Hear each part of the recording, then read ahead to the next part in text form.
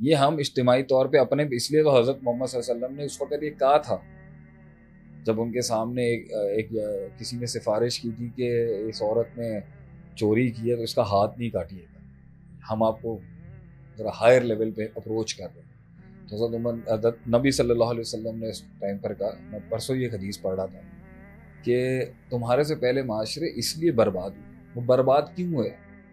ان پہ آسمانی عذاب ہے. اس سے مراد یہ نہیں تھا کہ وہ خود ہی تباہ ہو گئے، آسمانی عذاب ان پر اس لیے آئے، ان پہ بربادیاں اس لیے آئیں کیونکہ وہاں پر غریب کے اوپر تو قانون نافذ کیا جاتا تھا، مگر ہائر بینچز پہ ایلیٹ کلاسز کے اوپر اس سے لیوریجز لینے کے بہت زیادہ لوپ ہولز تھے. بالکل. تو پھر آپ نے اس کو اسٹیبلش کرانے کے لیے یہ بات تو کر دی، آپ نے پھر ایک سیکنڈ اس کو ایک بات آنر کر اس کو مزید بڑھانے کے لیے کہا کہ اگر فاطمہ بنت محمد